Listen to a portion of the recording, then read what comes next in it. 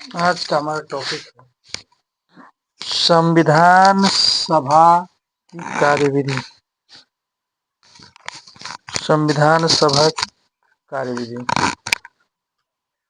देखिए, संविधान सभा की कार्यविधि proceeding of the constituent assembly. संविधान सभा की कार्यविधि को समझते हैं। तो संविधान सभा की प्रथम बैठक 9 दिसंबर 1946 को हुई थी। संविधान सभा की प्रथम बैठक 9 दिसंबर 1946 को हुई और डॉक्टर सच्चिदानंद सिन्हा को अस्थायी अध्यक्ष के रूप में चुना गया। ठीक। मुस्लिम लीग ने इस बैठक का बहिष्कार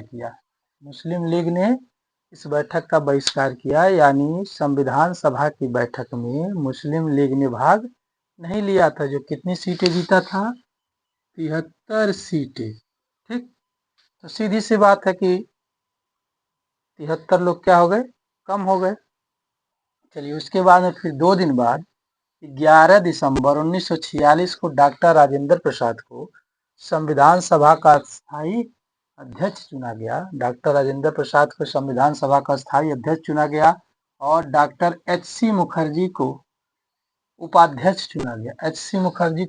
चुना गया और सर बी.एन. राव को संवैधानिक सलाहकार नियुक्त किया गया। Sir BN. राव को संवैधानिक सलाहकार नियुक्त किया गया। यानी पूरी संविधान सभा में डॉक्टर भीमराव अम्बेडकर के बाद जो सबसे ज़्यादा जिनके पास डिग्रियां थी, सबसे ज़्यादा जो पढ़े लिखे थे उनके बाद, वो थे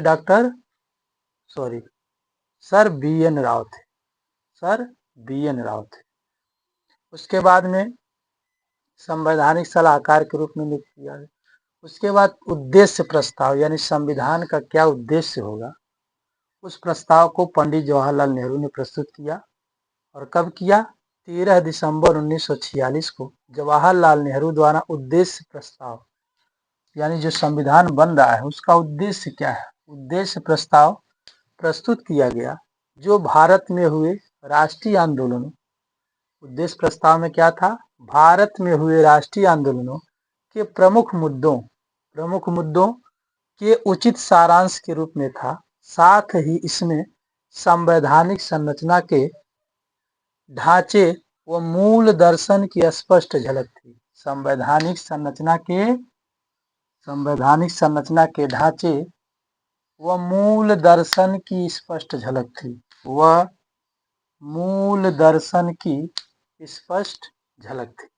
अब इसके बाद हम समझेंगे कि उद्देश्य प्रस्ताव का मुख्य पॉइंट क्या क्या था। तो स्क्रीनशॉट लेना है तो ले लीजिए। इसके बाद देखते हैं उद्देश्य प्रस्ताव का मुख्य पॉइंट क्या क्या था।